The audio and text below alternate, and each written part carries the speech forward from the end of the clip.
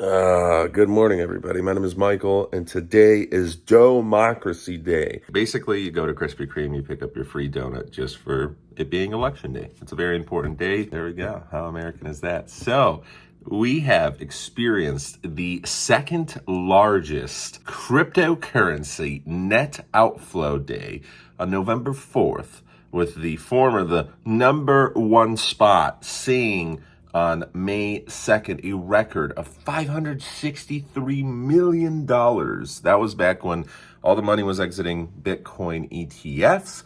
That was a single day outflow of $563 million. Right now, it was a single day outflow of $541 million. So basically what happened? Among Bitcoin ETFs, BlackRock's iShares Bitcoin Trust, there was inflows of $38.4 million. It was a pretty bright spot on an otherwise bearish days. In contrast, Fidelity's FBTC, $169.6 million exit. ARK Invest ARKB, outflows of $138.2 million.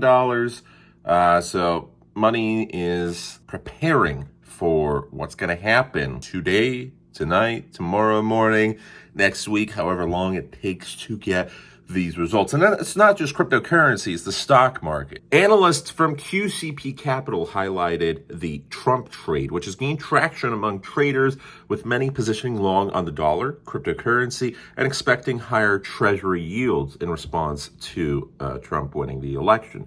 If there is a victory for Kamala Harris, it could certainly reverse these trends, and there would be huge, sharp swings in the cryptocurrency market. So let's take a look back at history. In 2016, when President Trump won, it was unexpected for a large majority of the population, at least in the media. They made it seem like that. So there was a huge sell-off in U.S. futures. It quickly rebounded, and you had the most active trading days of that half year. The 2020 election wasn't called until 4 days after voting closed, and there was a huge spike in trading volume. No matter which side wins, you're always going to have huge activity. So today is the day that most Americans are going to vote. You had a fair portion of them early voting if they couldn't and whatnot. So taking a look at cryptocurrency, Bitcoin's at $70,000. You have $2.31 trillion total market cap, with Bitcoin almost 1.4 trillion of that. And you're having a lot of people preparing what's going on in the market right now. When you take a look at cryptocurrency voters, they are important because usually it is the younger crowd. And in many cases, you are having people that are financially savvy, that are interested in what's going on with the economic markets, and some of them may be filthy rich. So for the first time ever, you're experiencing a shift where cryptocurrency voters could potentially have a pretty big impact on what's to happen. Anywhere from 7 to 21% of Americans own cryptocurrency. That equates to 18 million people on the low end and roughly 50 million on the high end. According to research from Gemini, a cryptocurrency exchange, 73% say a political candidate's stance toward the industry will influence their vote. You vote where your money's going, because at the end of the day, if you have a lot of cryptocurrency and whichever of the two candidates goes against cryptocurrency, and maybe not now, but later on, they enact a law that obviously gets approved and goes through the whole process. But if that impacts your money negatively, whether you lose $1 or you lose $100,000, you might decide, well, I don't know if I want to take that risk. So in terms of that, especially in swing states where your vote is worth a little bit more, the potential for crypto voters to move that swing where it's very, very close. That needle is just it's swinging between the swing states, because some years it's blue, some years it's red. All the polls, I don't care about them. They've been wrong in the past before. There's so much error that's involved in some of these polls. One day it's saying this guy's winning. The other day, this person's winning. I'm not just talking about presidential candidates. I'm talking about Senate and, smaller races. You never really know until the day of. So more and more people are getting into digital assets, more and more cryptocurrency companies, more and more cryptocurrency investors. And with that, especially if you have a lot of money riding in the stock market and cryptocurrency, and you think a particular candidate might help you or a particular candidate might go against you, you're more likely inclined to vote for or against that candidate. You're thinking about money, strictly financially. Most of us are capitalists here, and that's what we care about. We care about money. I don't care who you're voting for. I do care about money. And there is one candidate who is, based off of these news reports and based off of, what's been going on this past year, who is a little bit more pro-cryptocurrency. And the other candidate hasn't really announced her position. Fairshake, a political action committee, a PAC, supported by big digital asset players like Coinbase and Ripple, has raised over $200 million to help elect pro-crypto candidates. So the next 4 years will play a crucial role in shaping regulation. Ideally, the administration is not only pro-cryptocurrency, but also knowledgeable about cryptocurrency. An administration that is savvy in this realm will not only help the day-to-day users of digital assets, but also the regulators. Quoted Patrick Gerhardt, he's the president of banking operations for a digital bank called Telcoin. Understanding voters and their needs will be vital to any politician. So taking a look at Donald Trump, he has been actively courting the cryptocurrency community. He styled himself as the first pro-cryptocurrency leader. Remember that video we posted about him going to the little burger bar and paying with cryptocurrency, being the first president to actually use it. Now, like many other billionaires, he once labeled a space a scam, so nobody's perfect. However, he has done a 180, as many people have, because when cryptocurrency was a smaller space, a lot of very successful people were against it. The former president has pledged to establish a Bitcoin reserve. He's pledged to ease regulations, also regarding taxes. He even headlined the largest Bitcoin conference in the world. Some crypto advocates are asking, will he make good on his promises? Well, we won't know until we actually see. However, in contrast, when we're taking a look at the Biden-Harris administration, they're generally viewed anti-crypto. There has been regulatory action and vetoed bipartisan legislation that have been raising concerns among advocates. And why is that? Because they're the ones in current power right now. In the past 4 years, well, we can take a look at what's actually been done. This gives us a rough idea of what's going to happen in the next 4 years. It doesn't mean, especially in cryptocurrency, the past history doesn't mean this is for sure going to happen next 4 years. But a lot of people don't necessarily feel inspired and confident with what's been going on these past couple of years, obviously with COVID and a whole bunch of other stuff.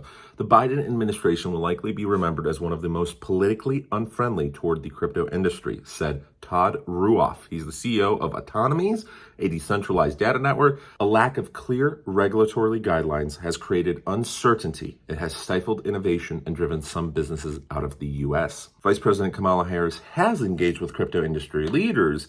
She has not announced any campaign policies regarding this. And that means a lot of people are uncertain because with the current administration, if it's been against it, and she's stayed rather silent, and one candidate's very pro for it, at least that's what he's saying, it's kind of an easy pick for at least the cryptocurrency voters. Not everybody, but it just gives you a little bit to think about. So what's interesting is this is the first time cryptocurrency voters actually matter, and it's certainly not going to be the last.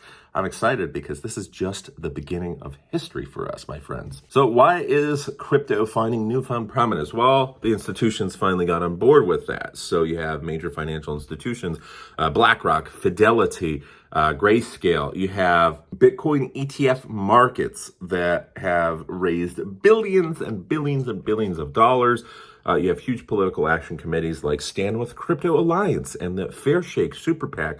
They're pouring hundreds of millions of dollars into pro-cryptocurrency candidates. Stand With Crypto reports that 71% of self-identified cryptocurrency voters across political parties prefer candidates who support transparent and fair crypto regulations. This figure underscores mounting frustration over vague and restrictive U.S. crypto policies. As someone who's also lived abroad, I certainly can tell you, living abroad, it's so much easier to run a cryptocurrency business with regards to taxes, with regards to regulation, with regards to even something as simple as, hey, I want to open a cryptocurrency ATM. It's going to cost you a fraction of what it's going to cost in the United States, and especially within the United States. If you try and open the same business in Illinois compared to New York, it's going to be a lot easier in Illinois compared to New York, where it's going to be more expensive. There's way more regulation, especially in New York City. It is almost impossible. That's why a lot of businesses have not only moved out of a certain state and other states, but they've moved out of the entire country. And now they're based in the Caribbean or in African countries or in Southeast Asia. And that's it. Goodbye. Those tax dollars are slowly swooning away. A DCG survey shows that 62% of young voters aged 18 through 34, that's me, that's most of my audience as well, they're more likely to support a candidate who advocates for cryptocurrency-friendly policies. This demographic views digital assets as absolutely essential. Financial inclusion, it's offering an alternative to traditional financial systems, and also some of us are pretty skeptical of what's going to happen with Social Security. Forget taxes, obviously those are important, but what happens when the dollar completely collapses and the banking industry collapses?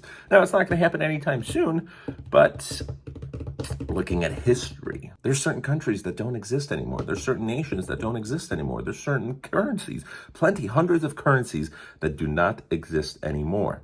Just because the dollar is here today and tomorrow and yesterday does not mean it will be here 100 years from now. And especially when we're looking at the past 100 years, it's not pegged to gold anymore. It's not it is the most powerful currency in the world for right now, but there's certainly been a lot of negativity and distrust over the past 2-3 decades regarding it, and it is slowly losing place to other currencies. It's not going to happen anytime soon, but if nothing gets changed, it's the slow downfall. So taking a look at the swing states, cryptocurrencies gaining traction in states like Georgia, Pennsylvania, and Arizona. Paradigm polling found that 28% of likely voters consider a candidate's stake on cryptocurrency important. Staying with cryptocurrencies, data further highlights crypto's relevance for minority voters in swing states. For instance, 23% of Black and Latino voters vote pro-cryptocurrency policies as a top priorities. They're emphasizing the potential for digital assets to broaden access to financial services in underserved communities. And this is very important, especially when we're talking about people who have residencies in other countries. They still have their homes and families in other countries, whether that is Mexico or for me, where, most of my family's in Poland, or you have a lot of Filipino immigrants. You have a lot of immigrants from China, from India, from countries where Western Union and Waze and all of these apps can be helpful. But for a certain percentage of that population, there's always risks involved with these applications. It's similar to the bigs. Some people want to diversify that risk, and that's why they're sending cryptocurrency. And it's slowly gaining in popularity as the ease of use of crypto gets a little bit better, especially for those back home. It is an option, at least. There's also a distrust in the government that factors in for a large majority of cryptocurrency voters. There's a small little distrust there, especially in the traditional financial institutions. Obviously, that's why we're cryptocurrency. DCG reports that 58% of respondents cited distrust of banks, financial institutions as a primary reason for exploring digital assets, especially when we start to take a look at decentralized finance and blockchain as viable alternatives to the current system. Why is this? Well, a lot of us have experienced 2008, whether we were younger or a little older, and we are now definitely experiencing the after effects of COVID-19 and all that. And when we take a look at both parties, 43% of Republicans and 39% of Democrats favoring sensible regulation to promote innovation without stifling growth. There's bipartisan appeals. There's support for crypto-friendly candidates. However, there is a leaning currently that's a little slightly Democratic, with 54% favoring candidates like Harris. For many cryptocurrency voters, though, financial inclusion, it remains a central idea. Nearly 75% view digital assets as a means to create economic opportunity. The role of money in politics has always been here since the very inception of it.